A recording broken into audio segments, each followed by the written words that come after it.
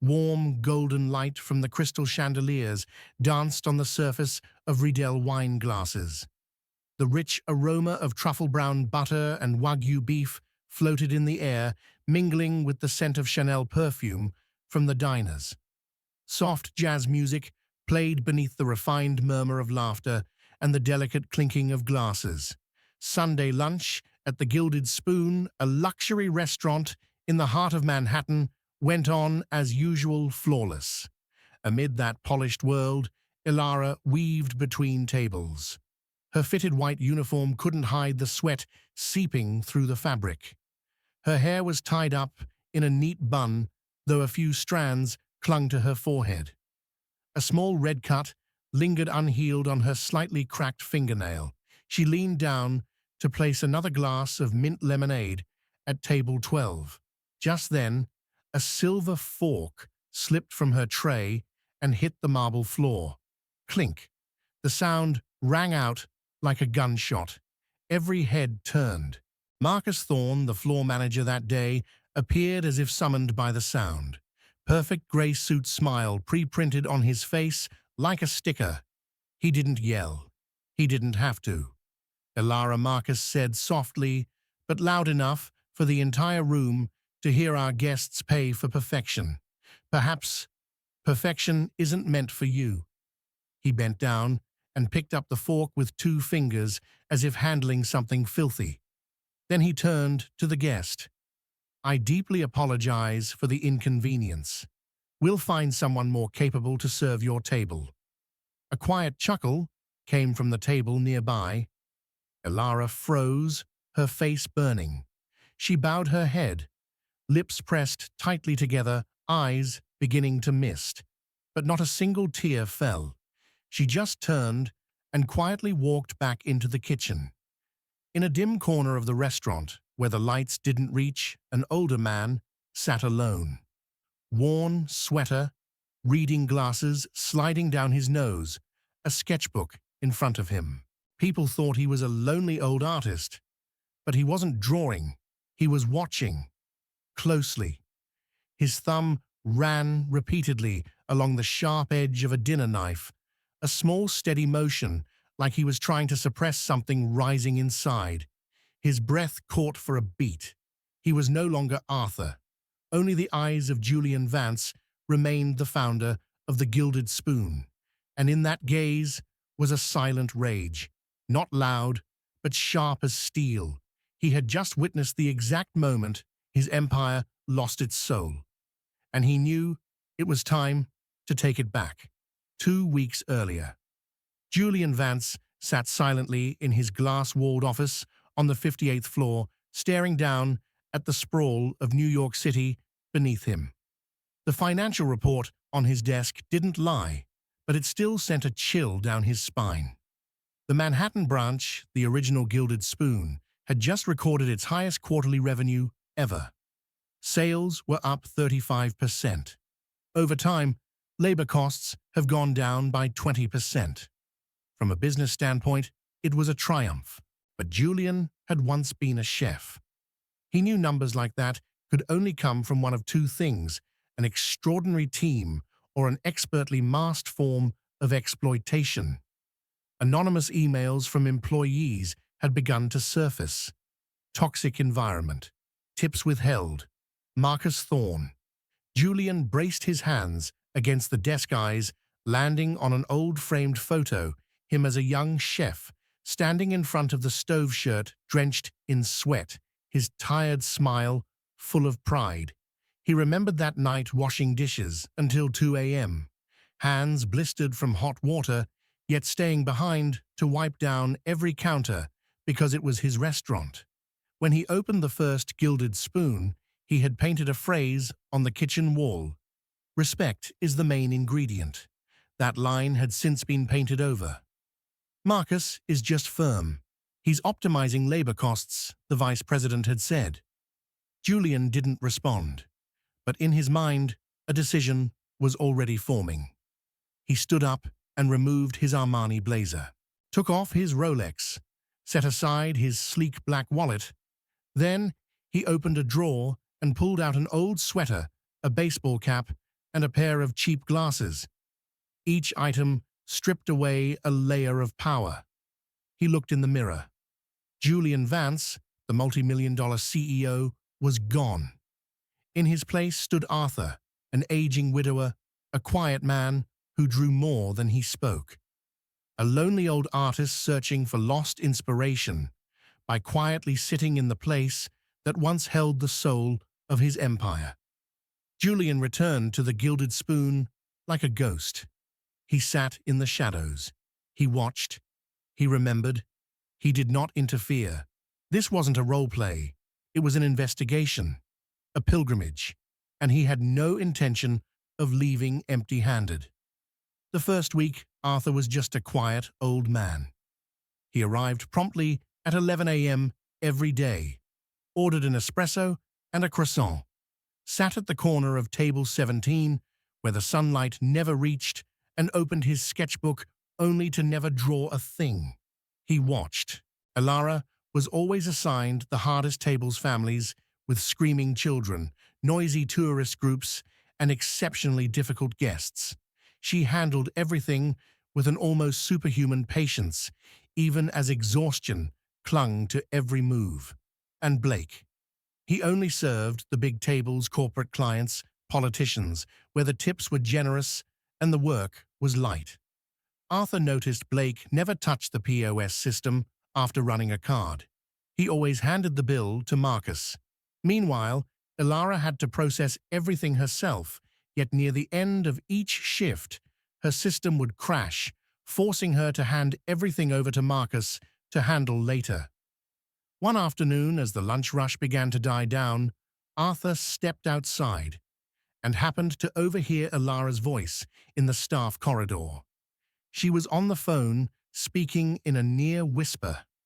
"Please, I know Leo's medication price just went up again. I'll have the money by the weekend. I promise. Please don't cancel the prescription." A pause. "Elara," the pharmacist's voice came through the other end. "This has happened too many times. You can't keep delaying. This is a critical asthma medication. Without it..." Elara nodded repeatedly, even though no one could see. I know. Just a few more days." She hung up, stood there for a moment, saying nothing, then turned back, like nothing had happened, like she hadn't just broken. Julian Arthur stood frozen. This wasn't about a few dollars in missing tips. This was about survival, about the breath of a 7-year-old child. Every stolen dollar from his mother's hand could mean an emergency room visit. And the system Marcus had built wasn't just corrupt, it was disguised as professional procedure. All credit card tips were funneled into a central management pool. From there, Marcus would redistribute based on performance.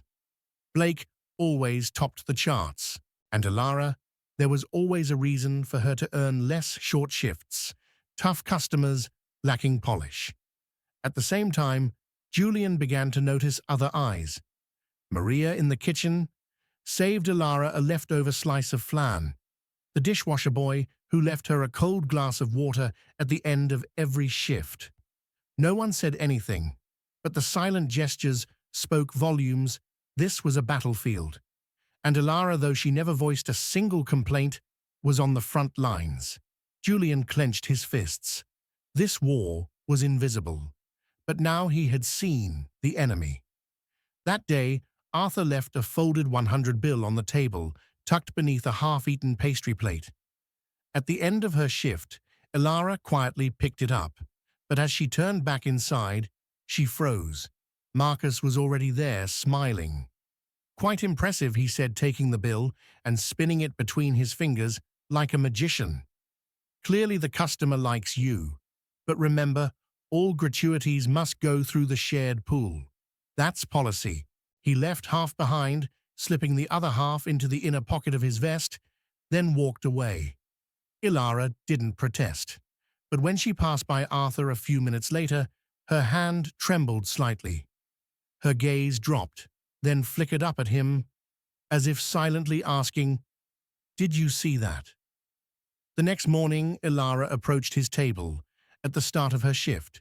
She brought a cup of black coffee and a cautious look. "Mr. Arthur," she began softly, "you always come here alone. I... I figured maybe you lost someone." Julian looked up slightly surprised. Then he nodded. "My wife," he replied. "An artist. Like you?" Elara paused for a beat. "I got too busy with numbers," Julian continued. "Missed the things that mattered most. She had a dream. I wasn't there to watch it grow." A silence settled between them. "I won't make that mistake again." Elara studied him for a long moment, then let out a quiet breath. She reached into her apron pocket and pulled out a small, worn notebook, edges frayed, stained with old coffee marks. She placed it on the table as gently as if laying down something sacred. "This is my ledger," she said. Julian looked at her, not for the restaurant, for the grief. She gave a thin smile. "I've recorded every table I've served, every tip that's gone missing. Not just mine. Maria's. The dishwasher kids. Lana is at the bar. Everyone's afraid." Julian flipped through a few pages. Dense handwriting filled every line. One entry read, "Table 8, card payment, $50, received $12. No explanation." Another was marked in red Friday night shift. "Full amount missing. Marcus took for processing." Every page has a scar, a dossier of injustice. "How long have you kept this?" Julian asked. 8 months. Why give it to me now?" Elara hesitated. "Because you're not like the others." She stood up, eyes darting around nervously, as if someone might be listening. "But if I'm wrong? If you're like them?" Julian looked up. His voice was quiet, but firm. "I used to be a chef. I know what it's like to be treated like trash. I've never forgotten." Elara nodded slightly. She left the notebook behind and walked away, footsteps soft as a breath. Julian stared at the pages, a storm rising in his chest. The whisper had been spoken, and it echoed louder than any jazz music in the room. It didn't take Julian long to call the one person he needed, Anya Sharma, the woman who could turn an entire corporation's financial system into a puzzle she solved for fun. Anya wasn't just the head accountant. She was Julian's invisible right hand, the one who handled cracks no one else could see. With a few keystrokes, she could trace every penny buried beneath layers of vague financial jargon. Julian sent her a copy of Elara's notebook. "How long to verify it?" he asked. "Give me 72 hours. "And one more thing," Anya replied. "The obsidian card. That card was a special tool. Only 3 existed in the entire company. No spending limit, real-time transaction tracking, and direct access to the Gilded Spoon's back-end system. We're going to bait the trap with a luxury dinner." Anya said, her eyes gleaming with the thrill of a hacker about to breach a system. 3 days later, Arthur returned to the restaurant with his niece. In tow, a young woman in minimalist Prada, walking like she owned the room. They requested a large table in the center of the restaurant, the most visible spot in the house. Julian played the role of a grumpy old man, complaining about lukewarm soup, requesting the wine be changed 3 times, and even criticizing the tablecloths. Elara had to bite her lip to keep from laughing. Everything was scripted. But she wasn't the target. Marcus appeared after the main course, still wearing his polished smile. He wanted control of the situation and the tip. At the end of the meal, Julian stood up and clapped Blake, the primary server for this special evening, on the shoulder. "Wonderful service, young man," he said loudly enough for half the restaurant to hear. "Thank you for putting up with a cranky old man like me." Then he pulled the obsidian card from his wallet, held it up, swiped it through the POS, and said each word clearly, $1,000. For Blake and the entire team who made this evening possible. The machine beeped. Transaction complete. Marcus stood behind them, nodding, his smile frozen. His eyes flicked quickly to the amount. Greed, pure reflex, flickered across his face. Under the table, Anya glanced at her phone screen. The data had started to flow. She gave a slight nod. The trap had been sprung. Saturday night shift. Marcus stood in the center of the restaurant lobby, holding a stack of tip envelopes, high in the air. His voice rang out steady, familiar, a ritual by now. The Gilded Spoon is a family. Each of us contributes to the world-class experience our guests expect. And like a family, we share the rewards. The staff stood in a circle nodding, but no one smiled. They'd heard this speech 100 times. Then came the real part, the distribution of tips according to the internal allocation system. As usual, Blake received the thickest envelope. And as usual, Ilara was handed one as thin as a whisper, along with Marcus's strained "thank you" smile. The front glass doors swung open. Everyone turned. Julian Vance stepped in. No longer Arthur. He wore a perfectly tailored Tom Ford suit, black tie, crisp white shirt, without a single wrinkle. Behind him were two security officers in black, and Anya calm, as if walking into a boardroom meeting. No one spoke. Julian's footsteps echoed across the marble floor. Each step landed like a strike against the trembling facade of deception. He stopped in front of Marcus. "I'm Julian Vance," he said. "I built this restaurant with blistered hands and sleepless nights beside the fire. I raised it with a vow that respect is the main ingredient." Marcus froze. The staff began whispering. Blake turned pale.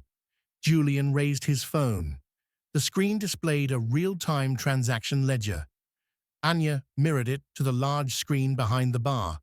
"Tonight, I tipped $1,000 using the Obsidian card," Julian said. According to the system, $850 was funneled into the management bonus pool under Marcus Thorne's account. The remaining $150 went into Blake's personal account. He turned to Ilara. "The one who cleared my table tonight, who brought the drinks, who replaced the napkins." Julian looked Marcus dead in the eyes. "She received nothing." No one breathed. Ilara stepped forward.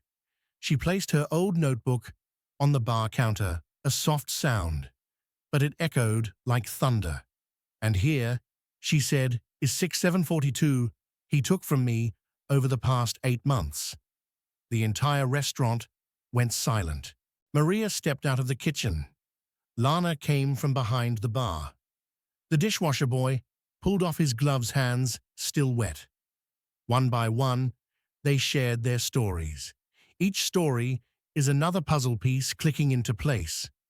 Marcus turned to Blake, seeking an ally, but Blake had already stepped back, eyes looking elsewhere. Julian nodded to the security team. They moved forward, calm, steady, unstoppable. "Marcus Thorne." Julian said, "You're terminated effective immediately. The data has been forwarded to legal." "And Blake, I hope you enjoy explaining things to the federal investigators." Marcus opened his mouth to argue, but nothing came out. The guillotine had fallen. Marcus and Blake were escorted out of the restaurant under the silent gaze of the entire staff. No one spoke. No one stopped them. The doors closed behind them, like a sentence being sealed. Julian stood still in the center of the main lobby.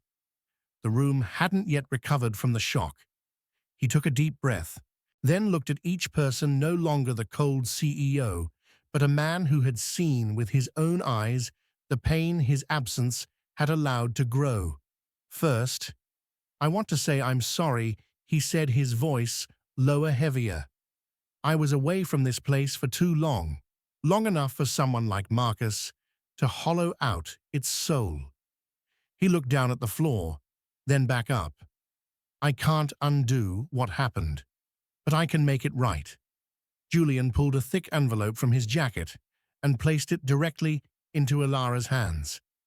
"This is every dollar Marcus took from you." Anya verified the records. "And I will fully reimburse everyone who had their tips unfairly withheld, with interest. Elara said nothing. She just looked at him for the first time, without caution in her eyes. "But I didn't come here just to pay money," Julian continued.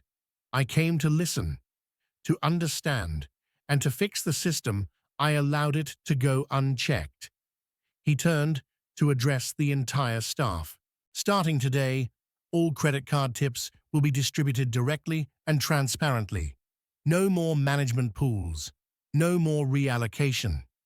A light round of applause broke out, not loud, but genuine. Julian turned back to Elara this time with a more serious expression. "I know you don't want pity. You want an opportunity, and you've proven you deserve it more than anyone here." He reached into his jacket again and pulled out a second envelope, thicker, heavier. A new position. Not a shift manager. Not a supervisor. You'll be Director of Culture and Employee Experience for the entire Gilded Spoon Group. Elara froze. "I don't need someone who knows how to command," Julian said. "I need someone who knows how to listen. Someone who understands what it's like to live with $100 in your wallet and a kid who needs medication." She reached for the envelope, her hand still trembling slightly. "You'll have full authority to redesign every HR policy, wages, benefits, treatment. I'll only sign off." A beat of silence. Then Maria from the kitchen began to clap. Lana followed, then the rest of the kitchen crew. Then everyone, not because Elara got promoted, but because finally someone like them stood in a place of power. 6 months later. The Gilded Spoon was still as elegant as ever, but now it had something no one had noticed before: genuine laughter. The sound of workers chatting happily as they moved through their tasks.